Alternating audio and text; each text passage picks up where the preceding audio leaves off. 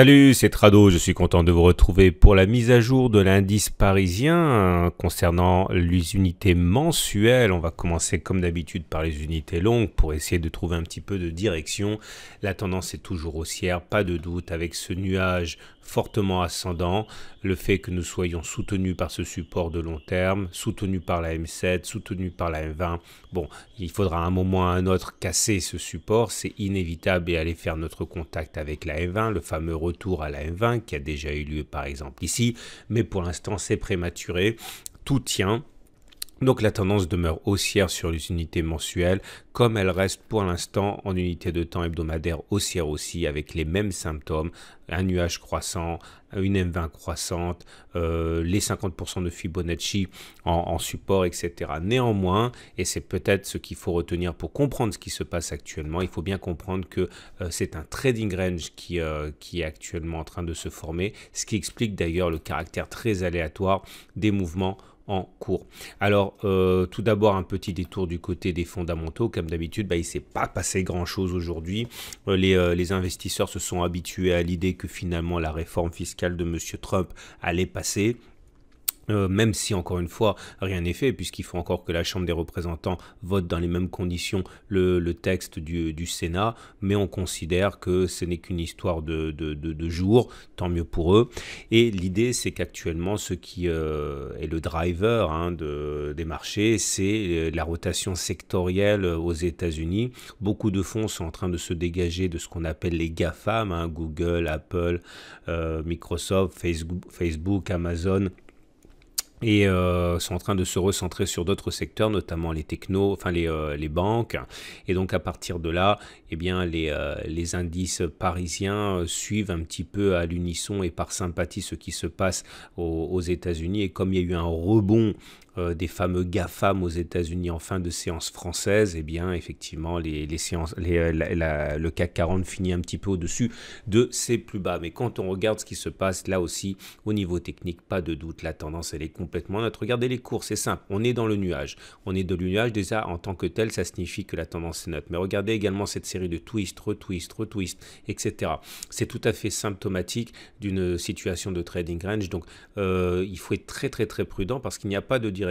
Il n'y a pas de direction. La direction d'ailleurs, regardez, pour l'instant, elle est comprimée dans ce triangle symétrique qui lui aussi est tout à fait un symptôme de zone de congestion. Donc il ne se passe absolument rien de prévisible, tout ça c'est complètement aléatoire. Il faudrait se mettre en tendanciel, se remettre dans une direction pour prendre des trades un peu plus sécurisés. Alors je vous donne mes plans de trade, mais encore une fois c'est complètement opaque ce qui se passe. Regardez d'ailleurs, on est au-dessus d'une M20 qui descend. On regarde de la théorie de la moyenne mobile à 20 séances, ça veut dire qu'on est en tendance neutre. Il faudrait qu'on soit soit au-dessus d'une M20 qui monte, soit qu'on soit en dessous d'une M20 qui descend pour être en tendanciel. Là, on est au-dessus d'une M20 qui descend. On n'est donc pas en tendance. Attention, regardez quelque chose d'important. La M7 et la M20 sont descendantes. Il ne faudrait pas que la M7 croise la M20 à la baisse parce que dans ce cas, il s'agirait d'un croisement baissier fort et ça pourrait nous amener effectivement à visiter des plus bas. Je vous rappelle qu'à titre personnel, je considère que tant qu'on se balade entre 5200 et 5537, tous les mouvements sont à prendre avec circonspection. Ce n'est pas des mouvements initiateurs de tendance. Il faudrait casser à la hausse les 5537 ou par le bas les 5200 pour avoir une véritable tendance, à mon avis. En tout cas, vous l'aurez compris, pour l'instant, tant qu'on reste dans cette zone de congestion, il ne se passe pas grand-chose. Un retour, comme je l'ai dit, sur les 5268 ne serait absolument pas surprenant ni grave puisqu'on resterait dans la zone, à mon avis, neutre. Regardez les indicateurs techniques. Là aussi, on voit bien que les marchés sont absolument confus. Le MACD se rapproche de son signal, mais il ne le croise pas encore. Je vous rappelle que si on croisait le MACD à la hausse, ce serait un signal haussier faible. Si on fait un non-croisement baissier, ce serait un signal baissier fort, donc le dénouement est imminent. Le momentum est à peu près égal à 50, ou il est à 56, donc les haussiers sont aux commandes. Par contre, sur le RSI, on est à 50, ça veut dire qu'on est à l'équilibre entre les acheteurs et les vendeurs. Bon bref, vous avez compris, de toute façon les indicateurs techniques n'ont absolument pas leur efficacité habituelle lorsqu'on est dans des zones de congestion. Alors comme je l'ai expliqué dans ma vidéo pour mardi, mon plan de trading était, ouais, je l'ai enlevé là, mais vous pouvez le retrouver. Il n'a pas été déclenché tout simplement, hein, puisque on a eu une marge de variation assez faible. Donc, j'ai pas été déclenché ni dans le sens de la hausse ni dans le sens de la baisse. Ah, j'ai oublié, vous avez un rami baissier qui encore une fois accentue l'idée d'une indécision, hein, puisque le rami baissier, comme son nom ne l'indique pas, est surtout un signe d'incertitude, surtout quand vous avez des mèches basses et hautes très importantes qui montrent justement que la marge de variation a été importante, mais que l'on clôture finalement sur des niveaux assez proches du niveau d'ouverture. Bref, l'indécision est absolument maximale. Voilà ce que je vous propose. J'ai décidé de changer de temps pour vous montrer les plans de trade. C'est plus facile à suivre. Regardez, là on est à 4 heures. Bon, il est clair que nous avons une fourchette d'Andrews ici qui joue parfaitement son rôle de résistance par le haut ici. De toute manière, là, ma zone de trade, elle se comprend, elle est entre 5437 et 5306.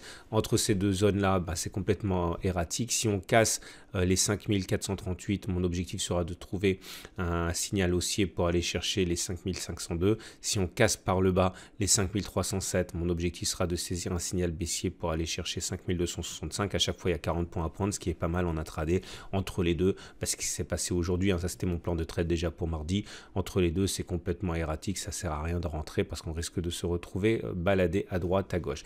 Voilà ce qu'on pouvait dire pour le CAC 40. On regarde rapidement les autres indices, à commencer par le DAX, qui lui aussi est dans une situation où un twist s'annonce. Twist signifierait la fin de la tendance haussière qui est déjà bien établie. Pour l'instant, on est sous la M20 qui descend, donc c'est plutôt négatif. Si on plonge dans le nuage, on basculera en tendance neutre. Bon, retenez surtout que là, on est à l'extrême limite du scénario haussier pour le DAX et sans doute plutôt à l'orée d'une tendance neutre.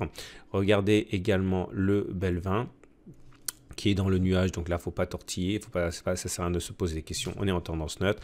Mais plus important, regardez les marchés américains, le Dow Jones par exemple, hein. Regardez, je vous avais expliqué hier dans la vidéo pour mardi que lorsqu'on faisait une bulle comme ça, c'était une explosion de volatilité, c'est-à-dire une bougie entière au-dessus de la Bollinger supérieure sans contact avec la Bollinger supérieure. Ça appelle à de la méfiance parce que très souvent on est très proche, hein, d'une fin de tendance et d'une consolidation. Bah, c'est exactement ce qui s'est passé, hein. Donc là on réintègre les bandes de Bollinger, on repasse en dessous de la Bollinger supérieure. Dans ces conditions, un retour sur la M7 ou la Tenkan, ça dépend ce que vous utilisez comme outil, est quand même hautement probable. Soit on plonge vers la M7 et la Tenkan, soit on latéralise en attendant, mais il y a peu de chances pour qu'on reparte vers le haut immédiatement, et c'est exactement ce qui s'est passé sur le SP500. Vous voyez, on a réintégré les bandes de Bollinger.